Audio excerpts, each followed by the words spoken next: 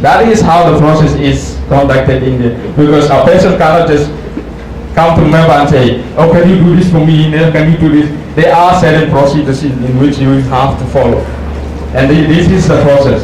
Okay, now once this one is, public hearing is done, what role do you play in the public hearing? Your role, which is the third thing I want you to also take part in, is the public hearing. So you have the Q&A, motion, and the public hearing. Your role in the public hearing is to come and attend public hearing and give your voice, your thoughts on the bill, to support the bill. If there need be, write a written statement to the chairman and say this is what is the bill is all about. And that is the third process. You can engage in putting the bill forward. And that's what called the public hearing.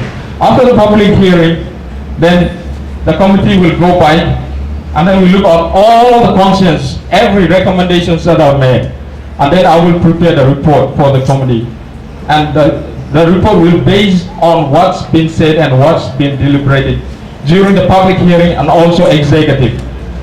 I think that I will note this as the fourth process, which is the executive. The committee will go back and have an executive, consists of 9 members in the committee. The 9 members, some will say yes, some will say no.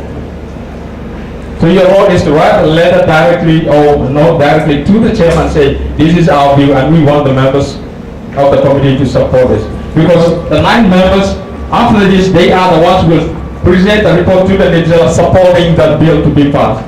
And then the rest of the members will say, okay, we go for it.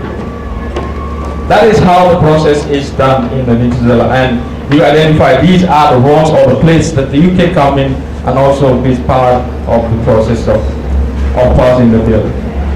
So that is my last part and final part of explaining the process so that we know and aware about what's going on.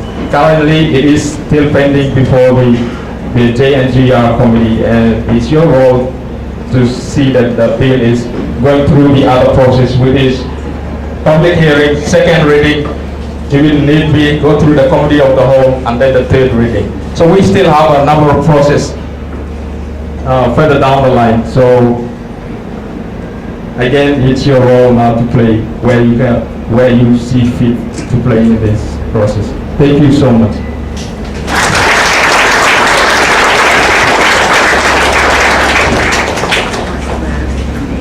Thank you, Divine. I will now invite our second panelist. This is Abacca and Maddison, and she's here representing the government, and she'll talk to us about the roles and the obligations of the government on the DV bill.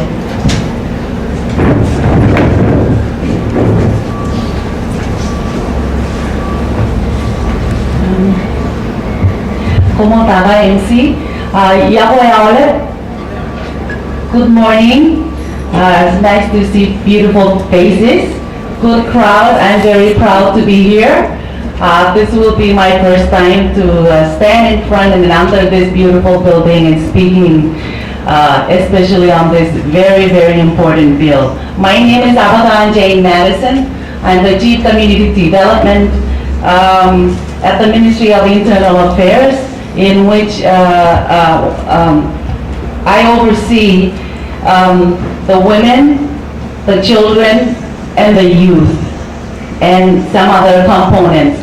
With me today from the office is Rosina Morris. She's in charge, program manager for the Women in Development Office. Please stand up and see, so you can see her. Thank you. Thank you for the invitation for the office to participate in this forum.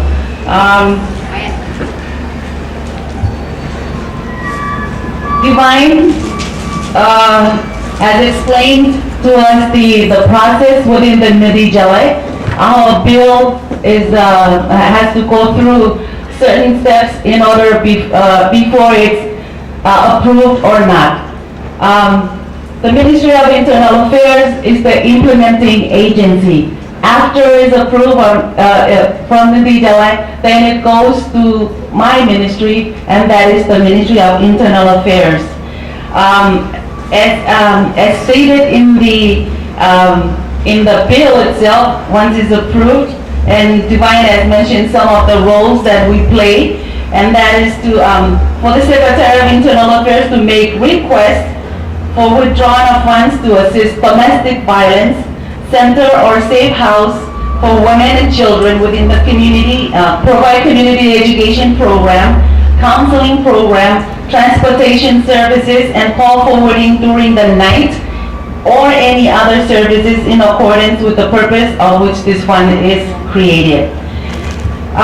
Section 27 of the bill is also define the role of Ministry of Internal Affairs, and that is to collect and maintain data of reported domestic violence cases, and also monitoring and evaluating and provide surveillance to domestic violence cases, reporting and provide necessary activities relating to domestic violence cases. So we are here because we played a very important role in this, in the domestic violence. And as far as lobbying and doing our role, every one of us has our role to play, whether you're a member of the community or a student or a member of the church. Everyone has a role to play to ensure that this bill is approved and passed in the Nitijela. Divine mentioned the committee that's in charge of this, that this bill is now currently under at their disposal, and that's the Judiciary and Governmental Relations Committee. I've spoken with the chairman yesterday just to get his view on this bill, where he stands on this bill, and he already says that he supports the bill. So that, and that's Senator Jetnil-Kijiner. It's just a matter of his committee to bring it up in August, and he promised that he will come up in August. At least that's some good news for us. But it doesn't end here. It will require all of us, as we say, we have a role to play. There are other members of his committee, 9 members of his committee, and I'm not, besides the chairman, Jetnil-Kijiner, and my minister, Norman Matthew. I don't know the other member of the committee, but it's very important for us to know who are the member of the committee, so we can all write a letter or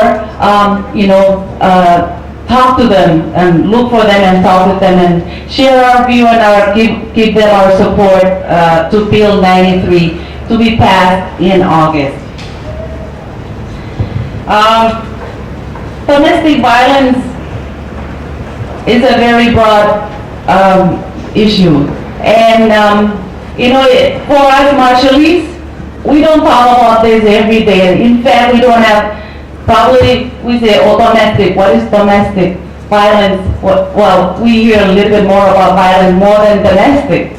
So a lot of us, especially young people, we don't understand what is domestic violence. And it's something that we don't talk about too, because it's taboo in so many cases, in so many ways, because of our culture. And but we have to change that, and we have to talk about this. Under our Constitution, everyone has the right, and I will read it as this: is that gender equality and protection of the rights of every individual are protected in the Bill of Rights, Article 2 of the RMI Constitution. The Bill of Rights details these rights as expressed in following. Every person has the right to freedom of thought, conscience, and belief, to freedom of speech and of the press, to the free exercise of religion, to freedom of peaceful assembly and association as this, and to petition the government for a redress of grievances. All persons have right under the law and are entitled to the equal protection of the laws. And we are fortunate because even before we have this bill, we have the Constitution. And so we need to help each other and speak more about domestic violence. And for most of us, especially our students, as I said, that because we don't talk about this, we don't talk about this at home, it's really a taboo for a lot of us to speak about it. We don't understand it, but domestic violence is a cycle. If you don't stop it, it will run into your blood. It goes around and around and around. It doesn't stop. It goes down to generations. And forms of domestic violence, it's not just physical. It is not always physical violence. It is emotional abuse, social abuse, financial abuse, sexual abuse, physical abuse, of course. That's usually what we're seeing. And so everyone has the right to live freely. Everyone is equal under the law. Everyone is, no one deserves to be beaten up and be abused. And if we don't do something about today, it's going to continue on. And Marshallese, this is a beautiful country. We are a sovereign nation. We are loving people. And domestic violence or any kind of violence or abuse doesn't belong to our shores. If you have any questions, I don't know, I will, my office opens, it's just right across the street, Ministry of Internal Affairs. The telephone number is 625-8718 or 8240. And Rostina will remain here to take some questions from the students, or if you have any, you can see her after this and talk to her, because I need to run and take my test, math test. Let me end with this one. Talk to your senators to lobby for this bill, to have Bill 93 to be passed. Talk to your own senator. Every one of us, I talk to the voters, our citizens of Maddison. We all have our friends within the Nitijela membership. So we need to talk to our own senators and then tell them and show your view that they need to support, they need to say yes to Bill 93. Also, keep your ears open. Should there be public hearings? Every one of us need to appear. Every one of us need to appear at the public hearings. If you want to say something, beautiful. But if you don't say something, it doesn't matter, because presence and numbers speaks louder than words. Okay? That's my last recommendation, and I hope I will see all of us at the public hearing. Komoltaga, and God bless all of us. Thank you, Abacca, and good luck in your math test. Our third panelist is Ms. Siva Balos, representing the Department of Safety, and she will be talking to us about how her office deals with reports of domestic violence and complaints. Ms. Siva Balos.